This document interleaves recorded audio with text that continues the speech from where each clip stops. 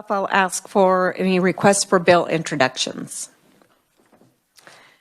I have one. The RS number is 2879, directing the Kansas Department for Children and Families to share certain information with investigating law enforcement agencies.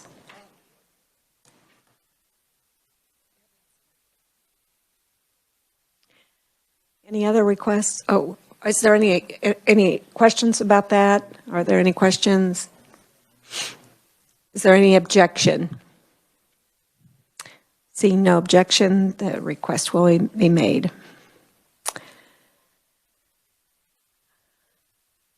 Okay, before we jump into our agenda, I just wanted to mention that at the bottom of your agendas, you will see consistently now possible action on bills that we previously heard. So we need to kind of be prepared. I will let you know if I know ahead of time that we plan to work a bill. But also with that in mind, if you know that you're going to be absent, if you would please let me or Fran know, we can, because we will be taking some votes, we can replace you on committee. So if you know that you're going to be gone from here on out, please let us know, and because that announcement will have to be made from the floor, those appointments. Okay, we're going to jump into the bill hearing of House Bill 2525, and we'll look to Jesse to explain the bill.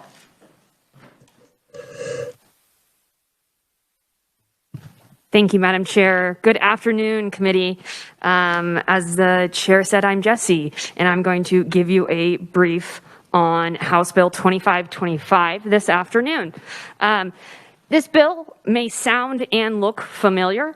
It is very similar to a bill this committee saw last year, House Bill 2371, in which this committee actually made some amendments on, and this bill is going to have those same amendments as the committee added last year. This bill is here since the bill you saw last year died on the calendar at turnaround. So going into the substance of the bill, House Bill 2525 amends KSA 39709, which is a statute that sets requirements to receive certain public assistance, such as TANF, temporary assistance for needy families, and food and child care assistance. So in this bill, in subsection B10, the bill strikes child care subsidy from those applicants or participants that are required to cooperate with child support enforcements. Then in subsection B11, the bill also strikes individuals that have not cooperated with child support services shall be ineligible to participate in food assistance program. Therefore, applicants and participants for child care or food assistance would no longer be required to cooperate with the child support enforcement requirement. Additionally, in regards to a part of the child support enforcement, the bill strikes subsection K, which states that the applicants or participants in child care or food assistance would have deemed to assign their present or future rights to child support to the Secretary for Children and Families. So it strikes that requirement since they are no longer requiring child support enforcements to be in compliance or to apply or be a participant.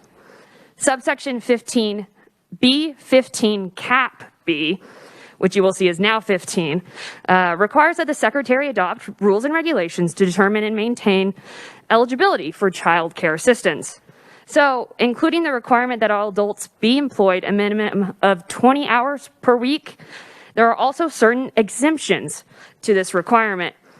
So what House Bill 2525 does, it adds 2 exemptions to this 20-hour per week work requirement, particularly for adults enrolled in public or non-public elementary or secondary school making progress towards graduation for up to 48 months, and adults enrolled in a post-secondary educational institution for at least 6 credit hours that are required to obtain a degree or certificate for up to 72 months. So the bill also, after that, strikes all language imposing requirements on adults enrolled in post-secondary education for assistance eligibility and a lifetime maximum amount with those specific new instances of exemptions. With that, I am open for any of the committee's questions. Jesse, do you know if the fiscal note is the same? I mean, I'm looking at the one for this.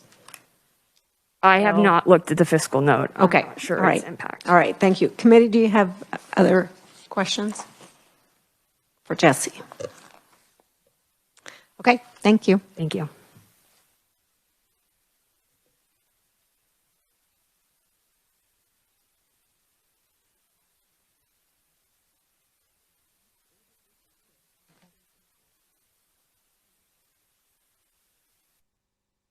Is that last year?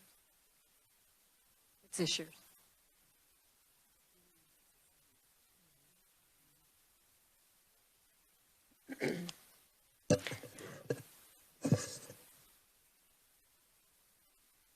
Yes, Connor.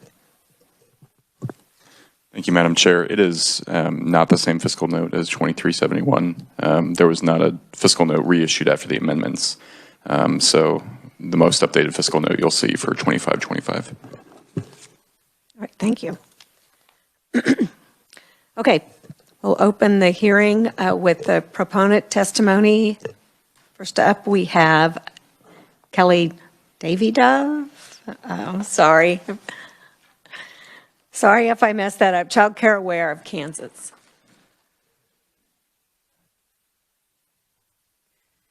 Yes. Chairperson Kincannon and members of the committee, thank you for the opportunity to provide testimony in support of House Bill 2525. My name is Kelly Davidove, and I serve as Executive Director of Child Care Aware of Kansas, and it's an honor to join you here this afternoon.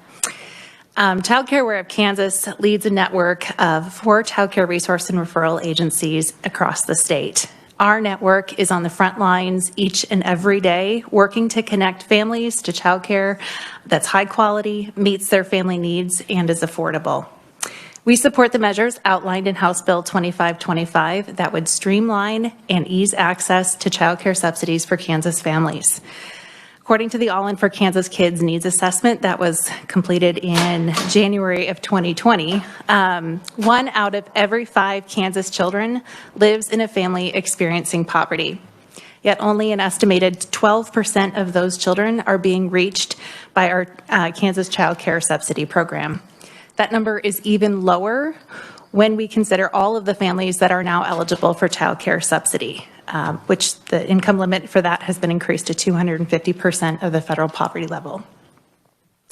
Child care is hard to find and harder to pay for, even for families that enjoy a measure of economic prosperity. It's even harder for families that struggle to make ends meet. Child care assistance can go a long way toward making sure that all kids have a shot at accessing high-quality child care regardless of their parents' income. It also goes a long way toward making sure that parents have a safe, dependable, nurturing place to leave their young children while they're at work. We know that a child's success is heavily dependent on the success of their parents. Child care subsidy is one of the most basic things we can provide that impact both kids and working parents. And any measures that reduce barriers to accessing child care subsidy are not just good for kids and families, but are also essential for a thriving Kansas economy. Child Care Aware of Kansas fully supports House Bill 2525 and the removal of requirements related to child support recovery as a means of improving access to affordable, high-quality early care and education. Thank you for the opportunity to provide testimony today, and I'm happy to stand for questions at the appropriate time. Thank you. Thank you. I think committee will hold questions until we get through all the proponents. Next up, we have Lindsay Ford with Kansas Coalition Against Sexual and Domestic Violence. Hi, welcome to the committee.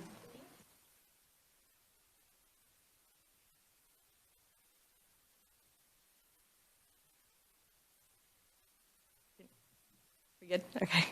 Thank you so much for the opportunity to be here and testify today. My name is Lindsay Ford. I'm the public policy attorney with the Kansas Coalition Against Sexual and Domestic Violence.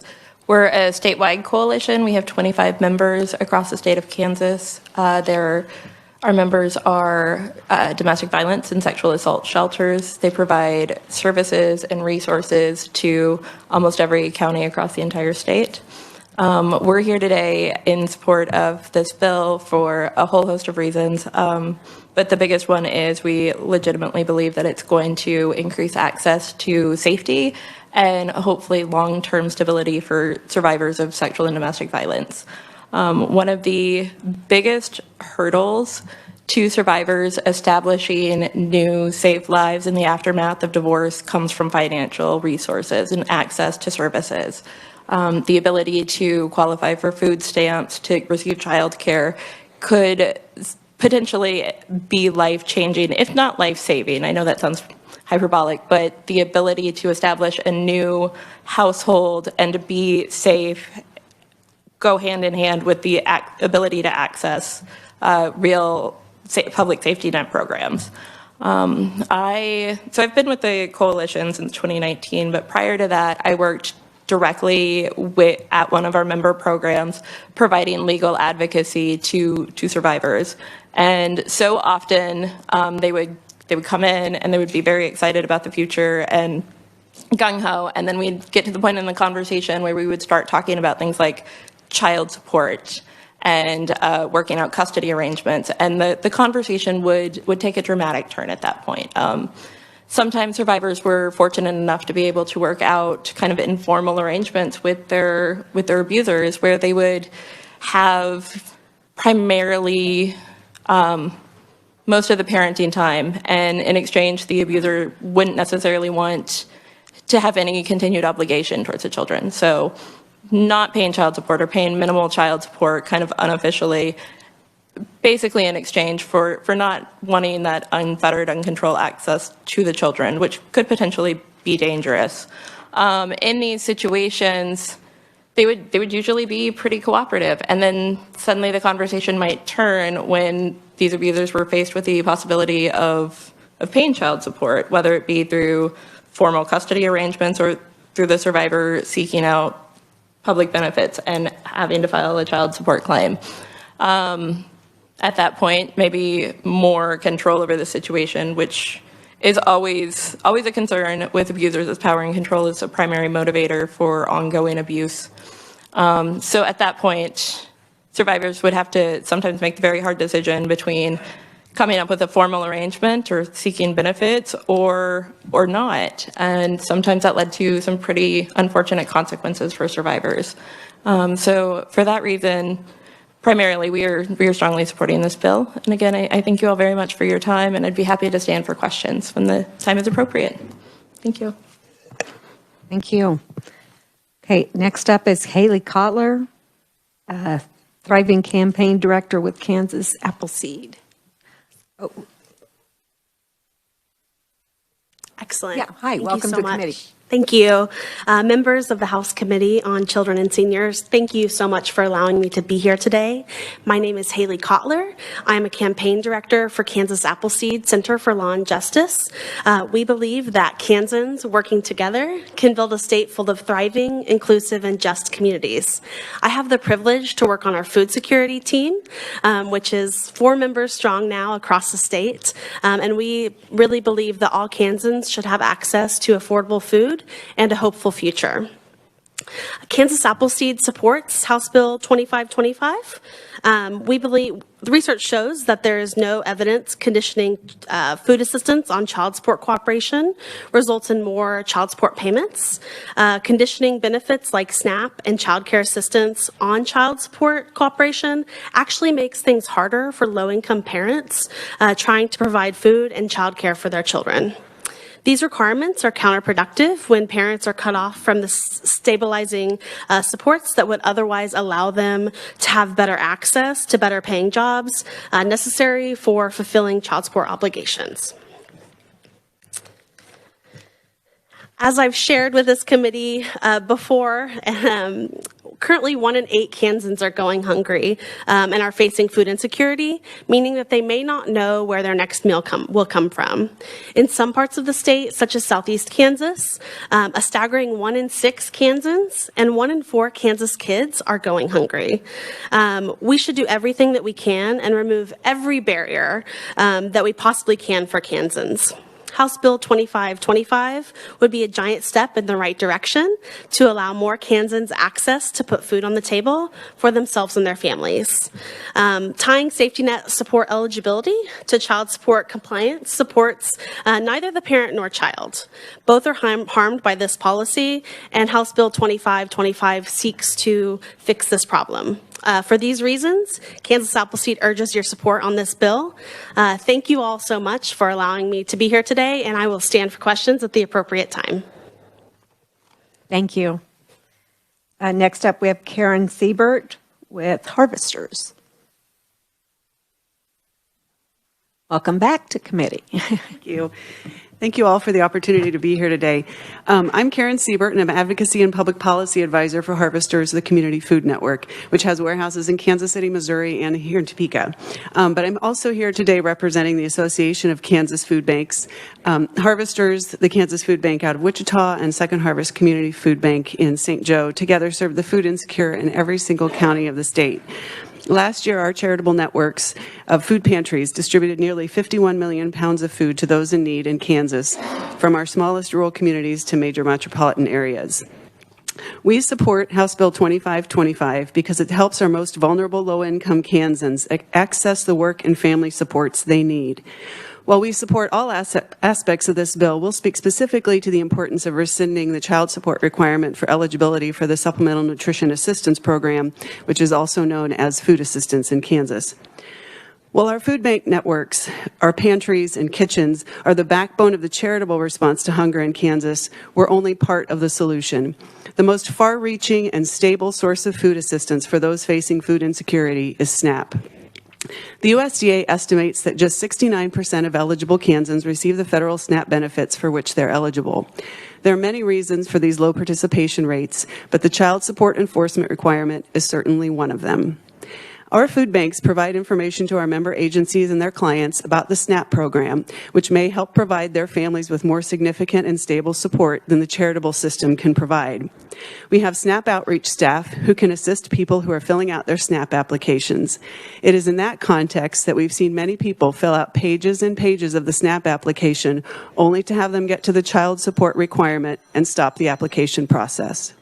There was the father who had primary custody of his 2 children, but didn't want to rock the boat with his children's mom, who had partial custody and helped out with in-kind support when she could, like buying clothes and school supplies. He couldn't risk the relationship and the limited support he already received, so he would continue to struggle to meet his children's nutritional needs. There was the grandma raising the grandchild who didn't want to create legal problems for her child, the parent, who she knew couldn't afford to help pay child support. So the grandma would continue to struggle. And there was the mom who knew that re-engaging her psychologically abusive ex would only lead to more abuse. Again, the mom and the children are the ones to suffer. And those are only the people we know about. We have no way of knowing how many people filling out an online application at the library or a written one at their kitchen table after the kids have gone to bed have chosen not to complete the SNAP application out of fear. We agree that parents sharing financial and emotional responsibility for a child is in the best interests of children and their parents, but threatening economically fragile families' access to food is simply not the right way to increase engagement with the child support system. We ask for your careful consideration and vote in support of this bill that will help ensure that Kansas families have the food and nutrition they need to live healthy, productive lives. I'm happy to answer any questions at the appropriate time. Thank you. Next up, we have John Wilson with Kansas Action for Children. Hello, John. Thank you, Madam Chair, members of the committee.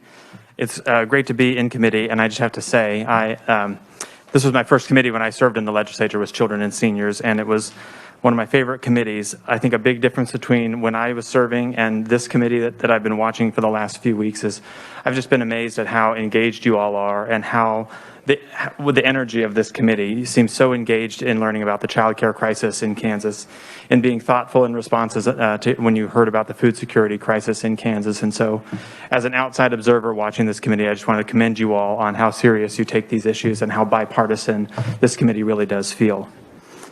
So again, my name is John Wilson. I'm the president and CEO of Kansas Action for Children, and we are a nonprofit children's advocacy organization working to make Kansas a state where every child has the opportunity to grow up healthy and to thrive.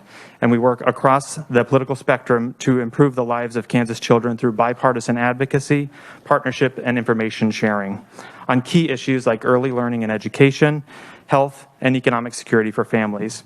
And I'm proud to be here today to testify in support of HB 2525, which, as you've heard, is a step forward in making it easier for parents and caregivers to put food on the table, enroll their children in child care, and pursue education and training to ultimately establish financial independence and improve their children's health and well-being.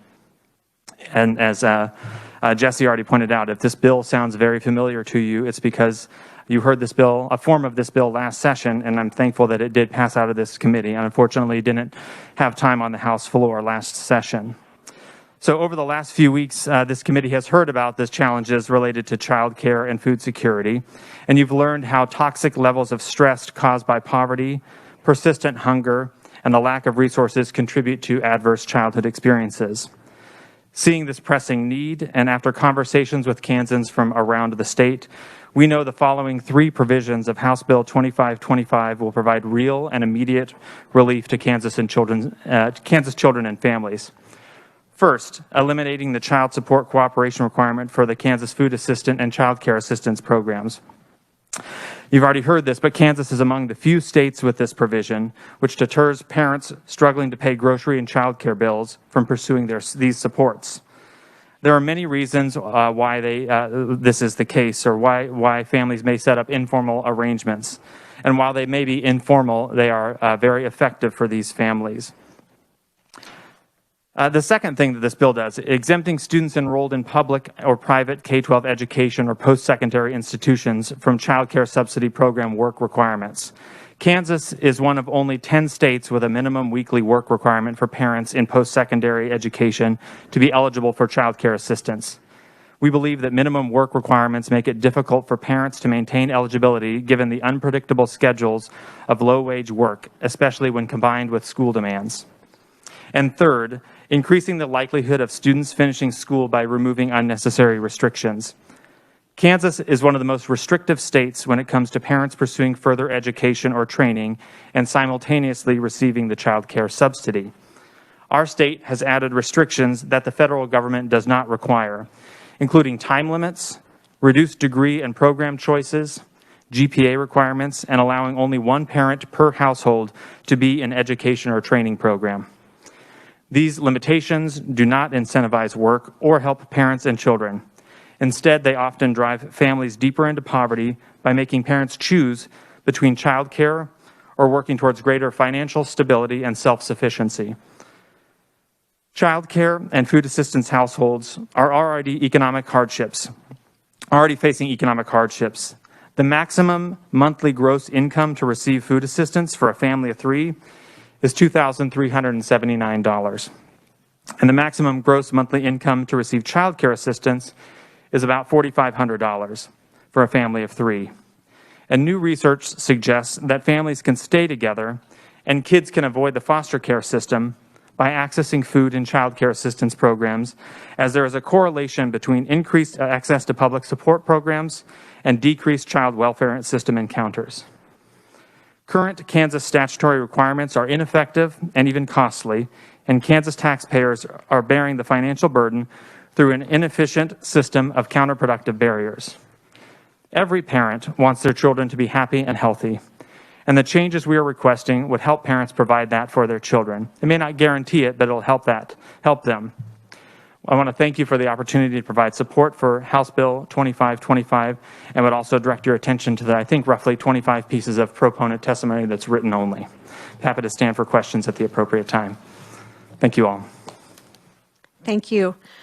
So next up, we have Andrea Elliott, with the Greater Wichita Y Child Care, and we have her virtually.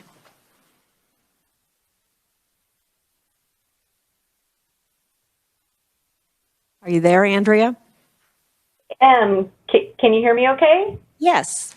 Yeah, welcome to the committee. Thank you very much for having me. So, Madam Chair, honorable members of the House of Children and Senior Committee, I am pleased to be here today in support of House Bill 2525. My name is Andrea Elliott. I'm a branch director here in Wichita at the Greater Wichita YMCA, serving for child care and camp. My testimony today in support of 2525 is on behalf of our Kansas Alliance of YMCAs. We're a child care task force that supports 11 YMCA associations in more than 27 communities across the state. As the largest child care provider, we serve 1 out of every 4 kids in Kansas. We appreciate the opportunity to be able to support the measure and to expand child care assistance eligibility. All of our child care programs strive to provide a high quality, affordable, and accessible child care services to families in our community all across Kansas, with a mission to truly serve all, regardless of the ability to pay.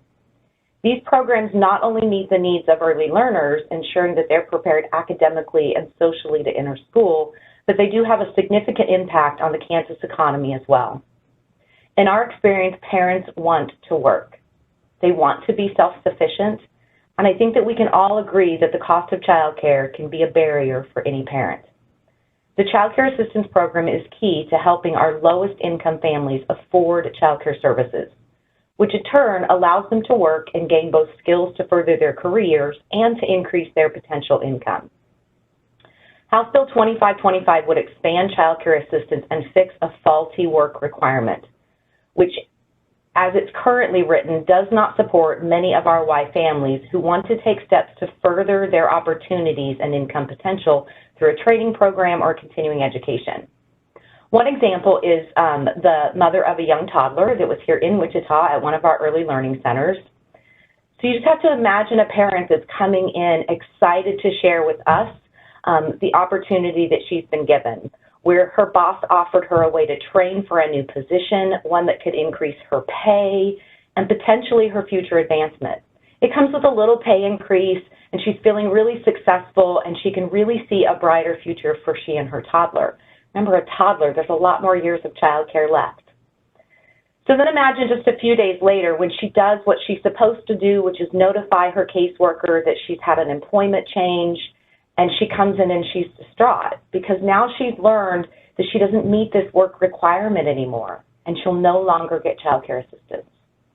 Even with scholarship funding from a Y, the parent just simply cannot afford full-time child care. So what does she do? If the ultimate goal for an assistance program is to help lift families out of poverty, we have to consider the fact that just having a job isn't enough. Opportunities for continuing education and training programs are proven ways to increase your earning potential. And the Y feels that we're all responsible to ensure that we support those families to be successful. We do also support the removal of the non-cooperative with child support provision within the bill. Our primary concern with the current statute requirements is what happens when a family trying to enroll in one of our programs is denied child care assistance. Parents then have to make extremely difficult decisions. They either don't enter the workforce, or do they place their child in unlicensed and often unsafe care? Or do they bounce their kids from place to place with families, friends, and neighbors just so that they can work? None of these options, we believe, are what is best for Kansas kids, and we do urge you to support House Bill 2525. Thank you very much, and I will stay on for questions at the appropriate time. Thank you. And then next up, we have Logan Stensing from Thrive Allen County, also testifying remotely. Hello, y'all. Can you hear me? Yes, we can hear you. Welcome. Awesome. Great afternoon. Thank you so much, Chairperson Concannon and members of the committee for having this hearing on House Bill 2525. Thank you again for the opportunity. Thrive Allen County is a rural nonprofit organization located in Iola and Allen County, focused on improving health, economic development, recreation, and education outcomes and conditions in our county and across state, especially in rural communities.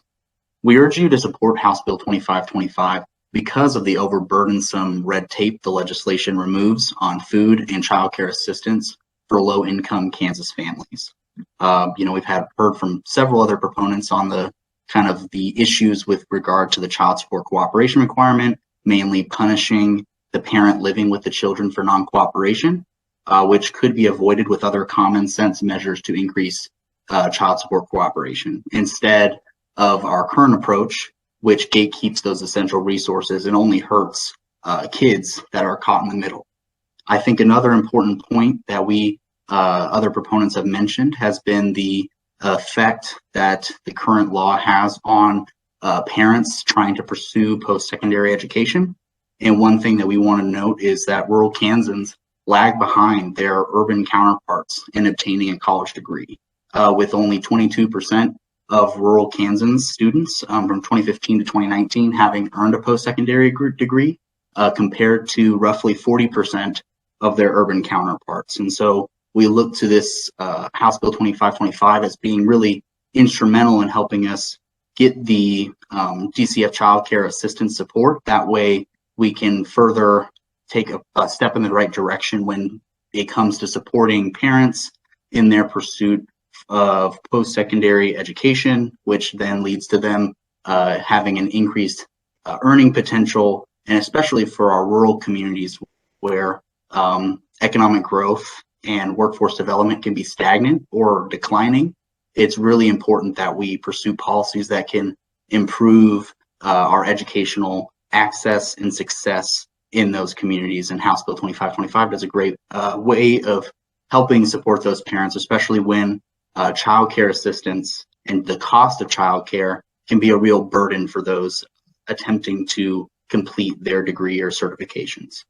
And on top of that, we also believe that these subsidies related to food assistance and child care assistance are, targeted towards our low-income families, and that there already is a very low use out of the eligible Kansans that can access this program. There's not a lot doing it so. And so we believe that Kansas kids should not go hungry or miss out on foundational early childhood education because of their socioeconomic status, especially when the state programs designed to assist them and that they're eligible for are hindered by harmful and unnecessary regulations. Passing House Bill 2525 would assist families in overcoming the financial barriers that prevent our most vulnerable kids from thriving. And I thank you so much again for having this hearing on this bill, and look forward to answering any questions that you may have. Thank you. So committee, that's the last oral proponent testimony that we have. I will draw your attention to an email from Fran that has the written only. Glad to hear there's only 25 because Fran told me there were a gajillion. And so she didn't list them, but they are in your email, and please, when you have some time, take a look at those. So do we have questions, committee, for the proponents? Representative Neighbor. Thank you, Madam Chair.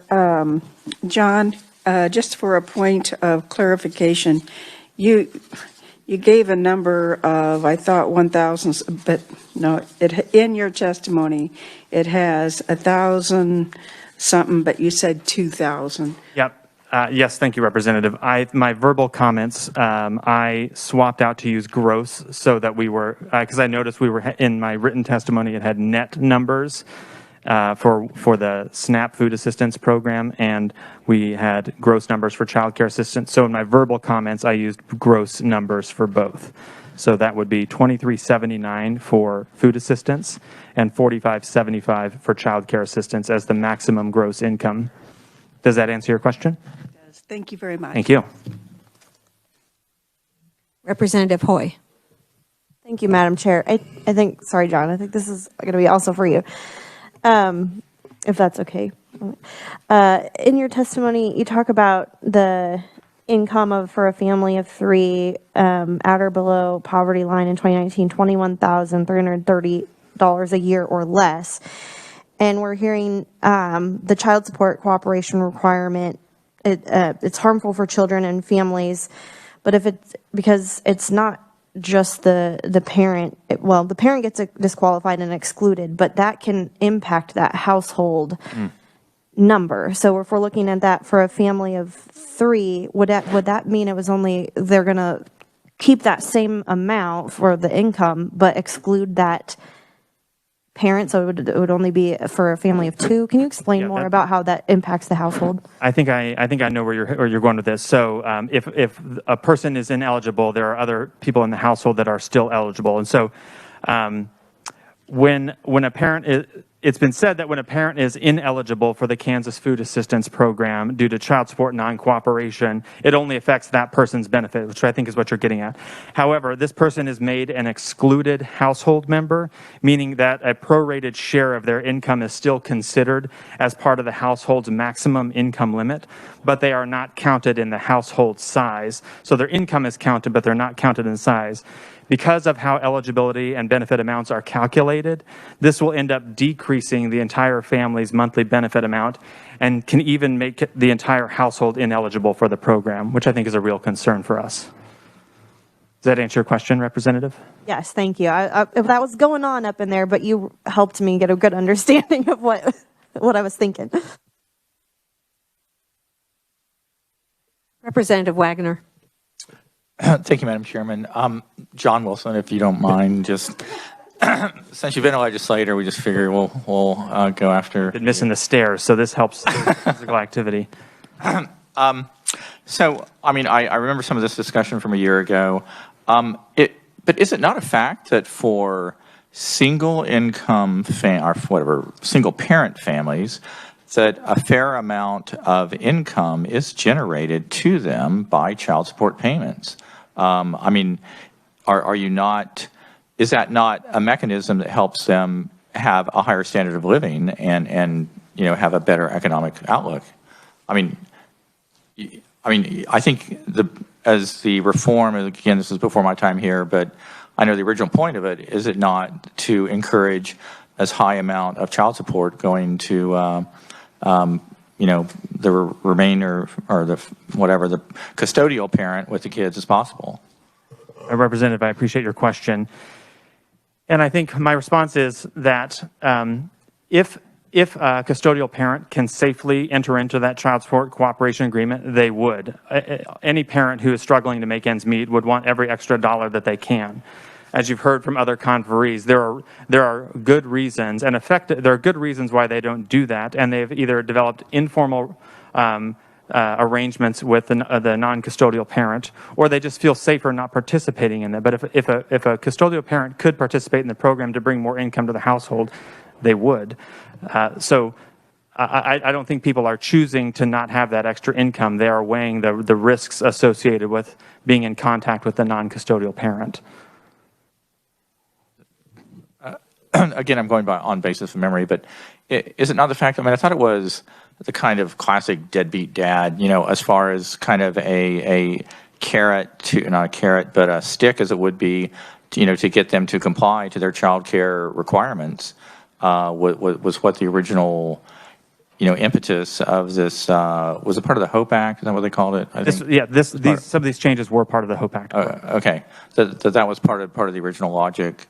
And I still can't quite see how it doesn't function in that way in some manner. So I'd be happy to defer to some of my food assistance colleagues, but I think the key thing here is the way the law is written, it really penalizes the custodial parent. It doesn't penalize the non-custodial parent in this arrangement. So that's why we think it is problematic. Thank you, Representative. Representative Johnson. Thank you, Madam Chair. Lindsay, while you're coming up, I spent quite a bit of my life working in criminal justice, and I concur wholeheartedly with some of your statements that women are victimized by these people that don't let go. Did you have any statistics on some of the violent crimes that have occurred to women who then were trying to get support and then that leads the perpetrator back? I don't know if you do or not. I don't know that anybody specifically studied violent crime in relation to people who have gone back for purely economic reasons. I know generally speaking, we know that it takes at least 7 times for a survivor to leave and completely get away. And we do have KBI stats around domestic violence related crimes, but I don't know that it's ever been studied purely in an economic occurrence. I guess I think of it from a practical standpoint because I've investigated a couple homicides, murder-suicides where they came back and victimized, and that's a horrible thing. So I can clearly see the other perspective. Thank you very much. Thank you.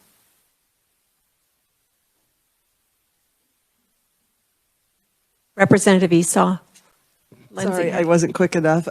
My question mentions something that was in your testimony, and I don't know if you have the answer or perhaps someone else does. You said, that Kansas is among the few states that continue to have the provision that requires compliance with child support enforcement, and it's not required under federal law for the 2 programs.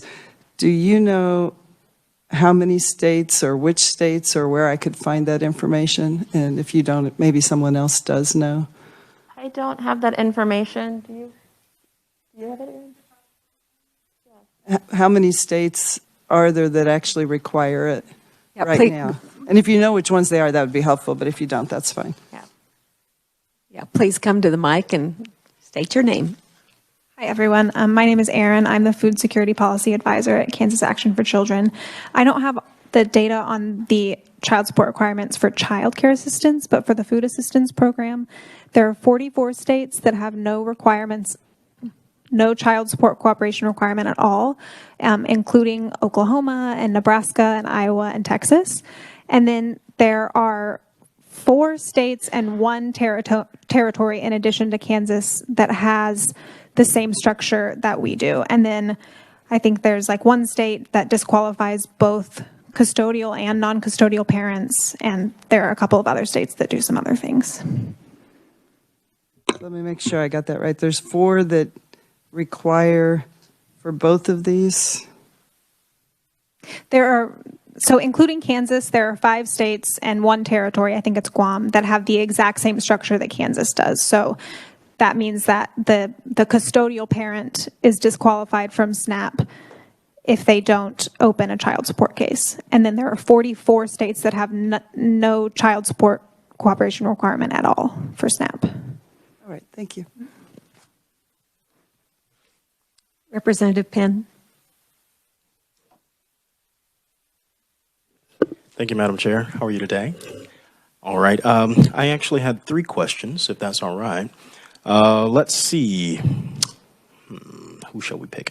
No, I'm sorry, Madam. Your name, you just came up. You might have this information from Kansas. Miss Aaron? Either you or John, I would imagine. Just really quickly, what is the definition of food security, food insecurity, and how is that determined? Sure, and Karen Siebert might have a better answer to this, but the reason that food insecurity started being used rather than hunger is because hunger is, the biological feeling of hunger, and food insecurity takes into account hunger as well as the, gnawing at your brain that goes, okay, I'm hungry, where am I going to get my next meal? If you're a parent, how am I going to feed my children? Will I have to not eat myself? And, if you're a child, the stigma that goes with not having lunch at school, all of those kinds of things. But I think that typically the USDA definition is sometimes or always not having enough nutritious food to eat. And it's determined by various, surveys similar to the census, the Pulse survey, the ACS survey, those kinds of things. Thank you, Madam. I appreciate that. Thank you. I didn't have any more for her. Thank you, ma'am. My next question goes to Ms. Andrea Elliott. I believe she joined us virtual. Is she still on? Ms. Elliott, quick question. You were with the YMCA, and you made mention that there are scholarships that go for the early childhood education piece. Can you give us a little bit more information on what those scholarships look like, the size of them, please? Sure. So all of our YMCAs across the state have a different way of implementing or providing additional support. So here in Wichita, we do have a scholarship application that families can fill out in order to get up to 50% off of their child care fee each week. That is based on both their income and individual family circumstances. Does that help? That does help. And I appreciate that the Y even does that type of 15% off. In relation to how much the Y pulls in. I'm sorry? 50% off. Oh, 50. That makes a big difference too. Okay. Thank you for that. In relation to how much the Y pulls in, we've had some discussion in other committees as well. Just what is your druthers about other community partners giving those types of deals for education as well, or early childhood education? Can they do more in the private sector? Are there others doing it?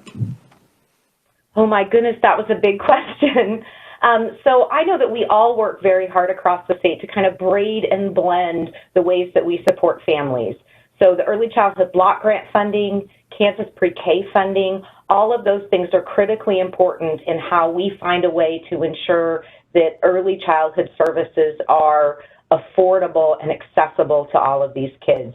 It's certainly a challenge, but I do believe that more private sector can become involved in being a resource for how we fund early childhood education and that equal opportunity for all. Here in particular, it's just very hard when there are funds available through the state that parents cannot access, and we want to support them as well, and we certainly look for ways to do that. I do have to say, though, to some extent, the scholarships that we provide, we're trying to reach the people in the gap. We're trying to reach the people that don't quite qualify for DCF. So when we're spending a significant amount of that on people that should qualify for DCF, it just limits our resources. So it's another reason why we supported this bill. Absolutely. Thank you, Madam. And Madam Chair, my final question, I'm not sure who to ask this of. I guess I can go with Ms. David Kelly.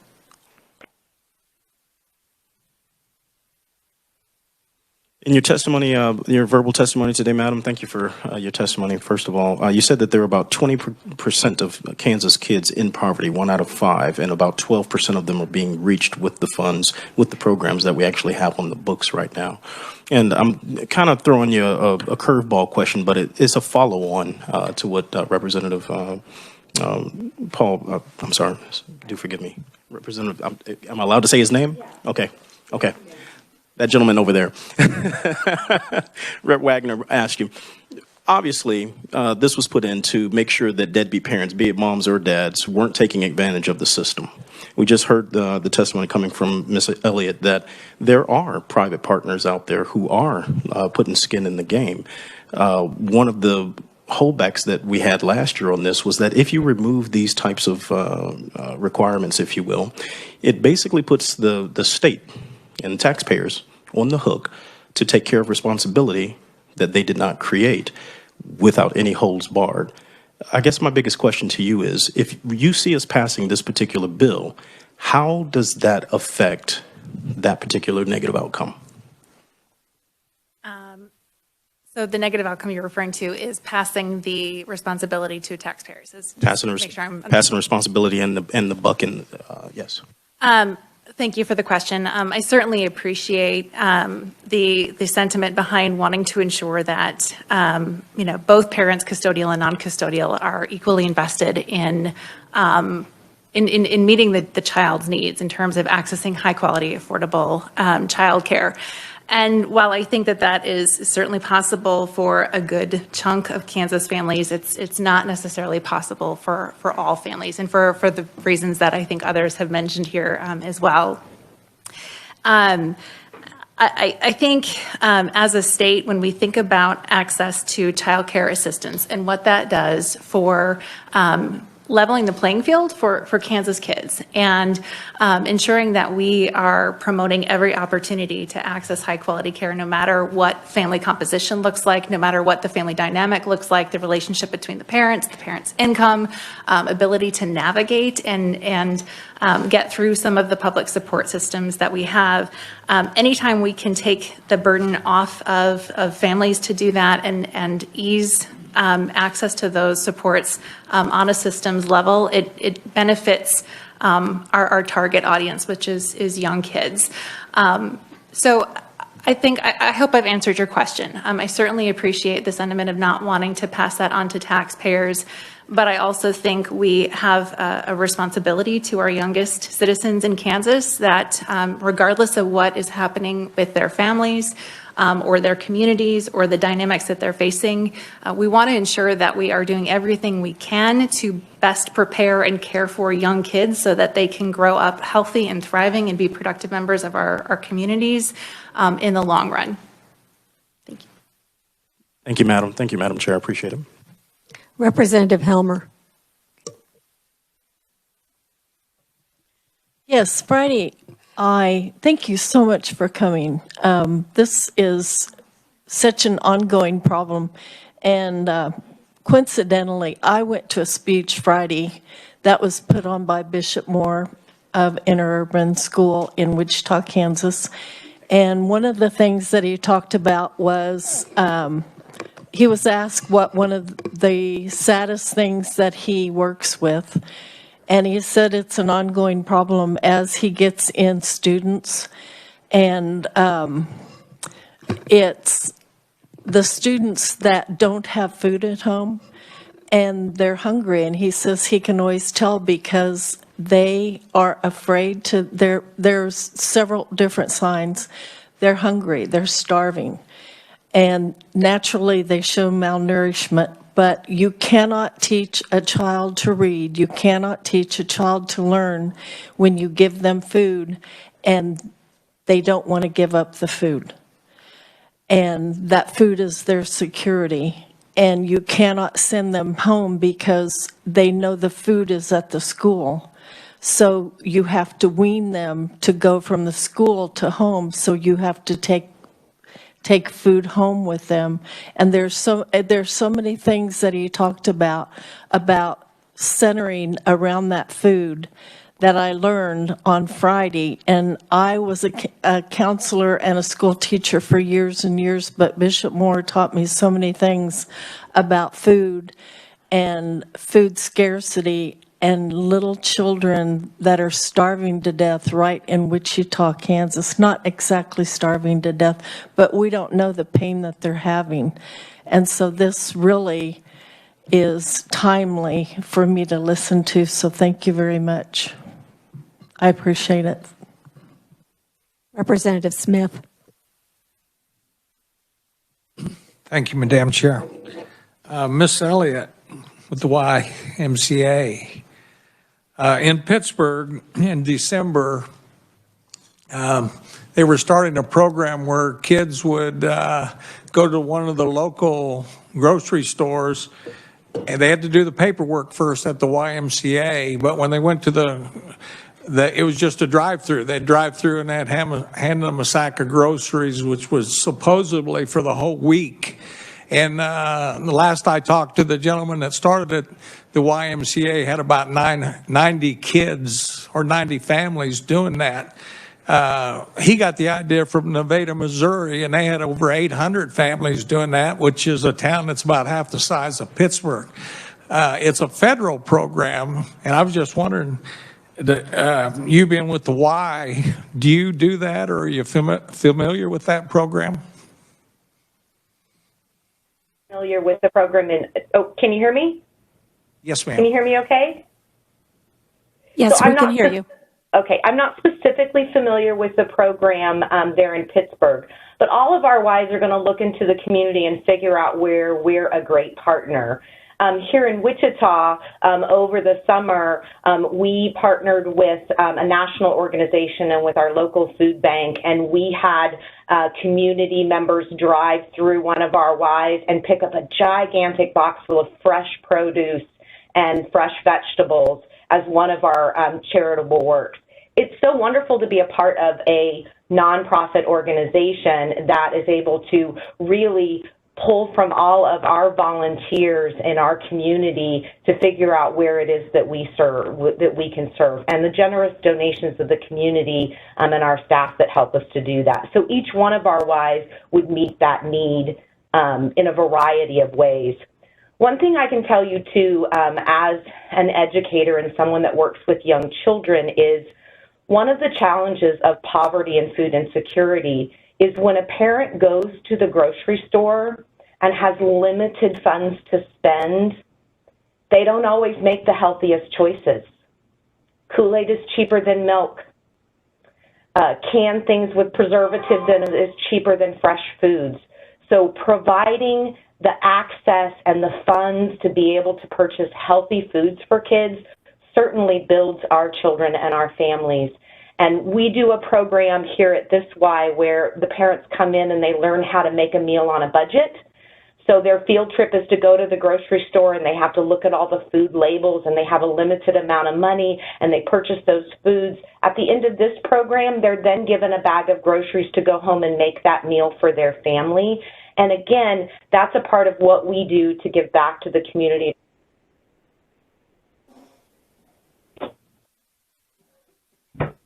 This program that I'm talking about, the food has to meet certain requirements or it cannot be done. So the state has to approve their menus, and like I say, it took them a while to get to where the state did approve it. It was not an easy thing to get approved, and now that they have it approved, it's going. So I'd like to hear your response. Thank you, Madam Chair.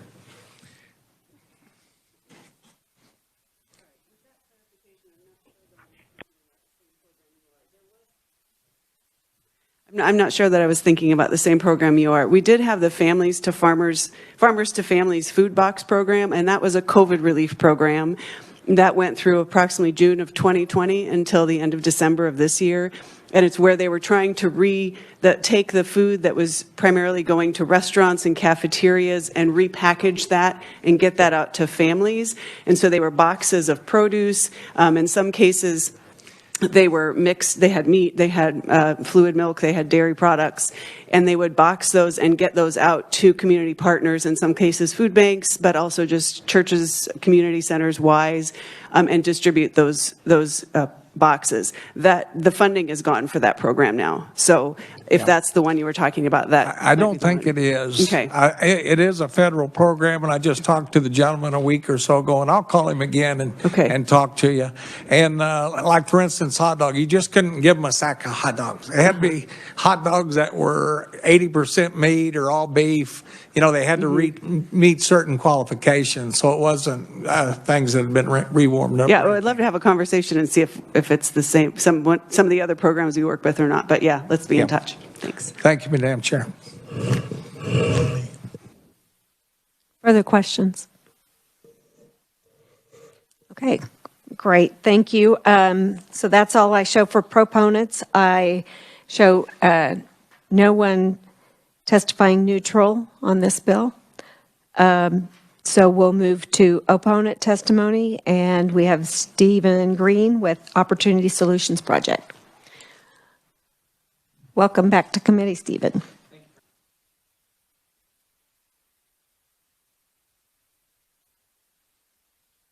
Sorry. When I get nervous, I have a tendency to make a joke, so excuse that. Chairwoman Kincannon, Vice Chair Esau, Ranking Member Owsley, and members of the committee, thank you for the opportunity to provide testimony on behalf of the Opportunity Solutions Project, which is a nonprofit organization that advocates for state and federal policies to advance the power of work so that more people may realize the American dream.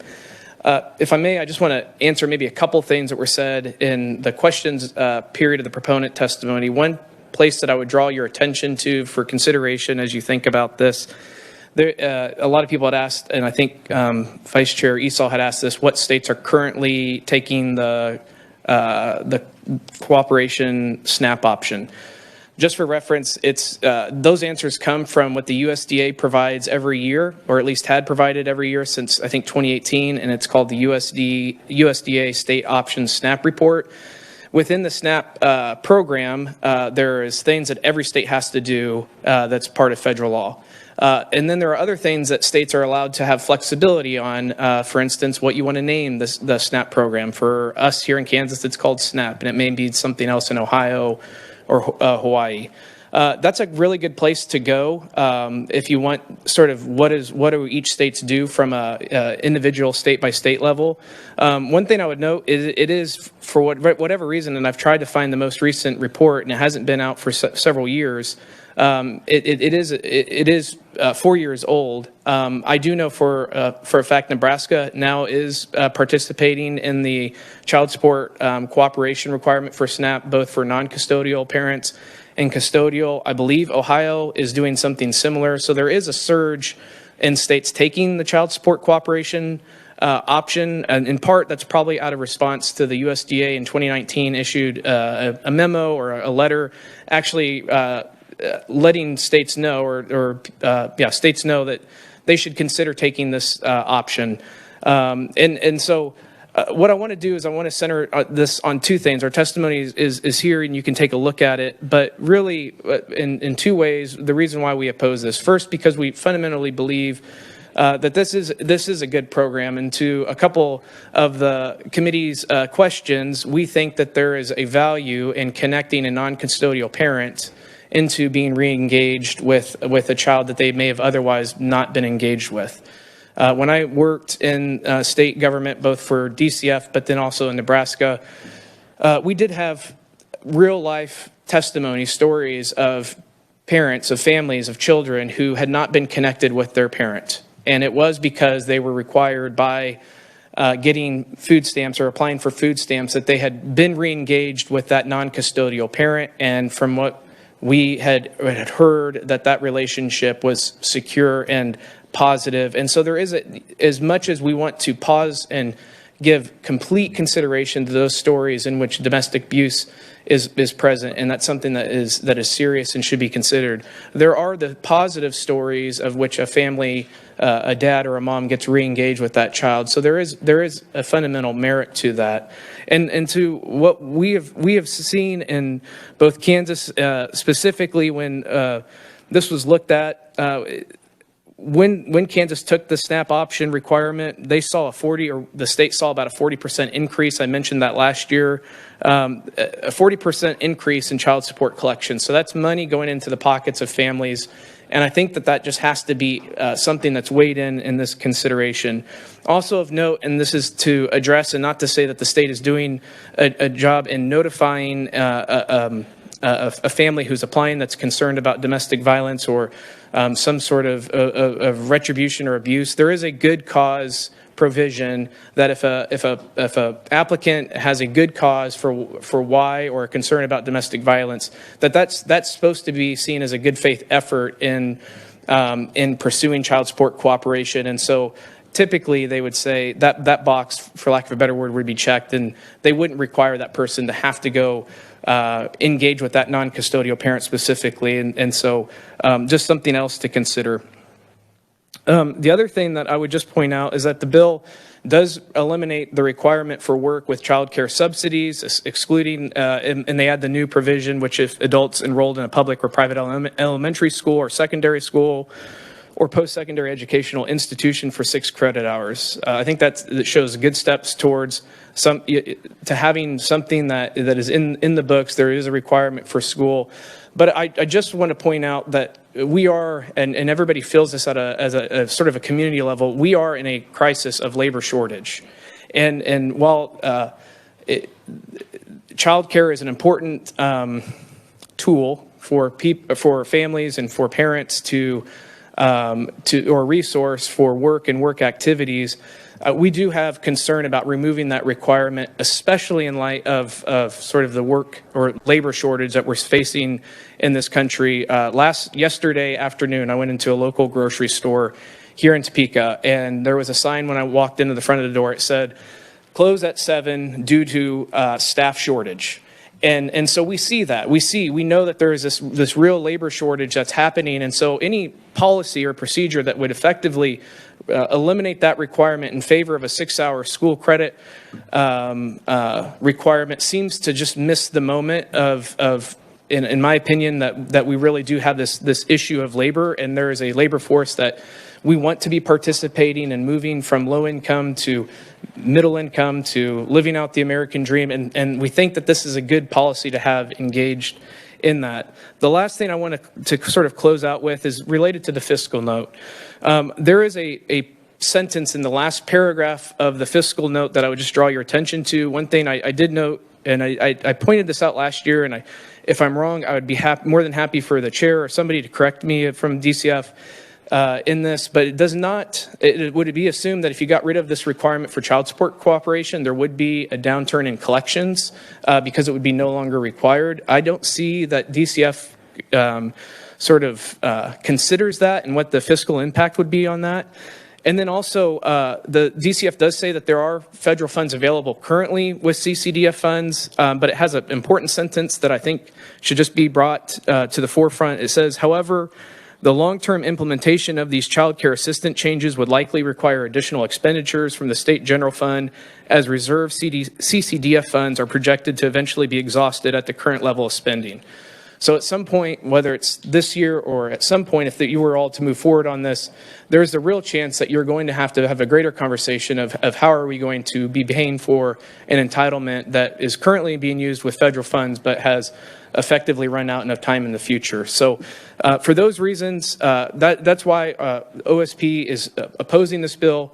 I feel like I'm standing in the shadow of many champion advocates on the proponent side. I have nothing but absolute respect for them and their stories, and I appreciate this. I think this is just this is a place in which good people come to disagree, and we can do that respectfully. And I just want to say thank you for the opportunity to provide opponent testimony, and I'm happy to answer any questions. Okay, committee, do we have questions for Steve? Representative Owsley. Thank you, Madam Chair. I'm not sure I can ask the question you were promised to hear from here, but I will bring up the fact that over the interim, I was on the Special Committee on Child Support Enforcement and Collection, and I don't recall seeing a 40% increase anywhere in all the pages that we went through over the few days of committee. Is there something you can point to back up that statement? Because that sounds like a rather large increase. Yep, it does, and I appreciate the Madam Chairwoman, if I may. So that comes from a report. It's in the footnote of my testimony, Child Support Co-op Cost Final. It's a PDF from the Foundation for Government Accountability. I'll be sure to send that link or that report. It's 40% increase 6 months after, so the first 6 months after that policy went in place.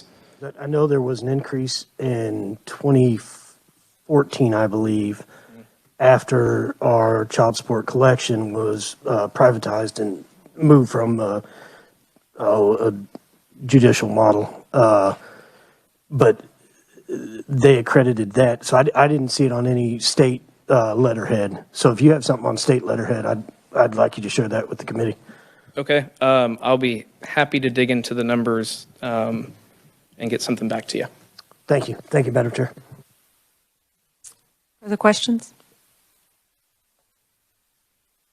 Representative Wagner. No, thank you very much for coming to explain a little more about the situation currently. And that was something that I think got perhaps a little overlooked, and if you could explain. So the good cause effort, I mean, I know there had been testimony about the situation where, you could have, a person who was the father of the children, who's kind of a whatever violence risk. And so the good cause provision, explain that a little more. I mean, what does it take to implement that? Is it hard to implement? Is it, what does that involve? So thank you, Chairwoman, if I may. So a couple things. So I would refer to DCF on the specific of the policy. There may be in their KEYS manual, which is a very programmatic manual that they use in reference, may have a questionnaire for this specific policy and how they would sort of, if you're determining eligibility, and this was something that was asked during that process, they may have a specific script that they would use and sort of kind of a logic tree that would follow from based upon their questions. And so I can only speak to what my reference was in the state of Nebraska, that as soon as somebody had a pause or concern about a domestic violence or retribution, immediately that was determined good cause exemption, and we didn't pursue any further requirement on them to seek out child support with that non-custodial parent.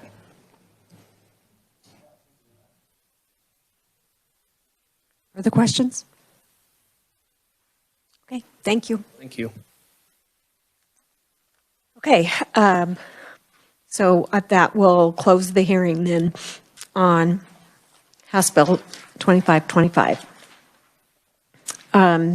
So committee, that's all we have on the agenda today, and we will look at working this bill tomorrow. With that, we're adjourned.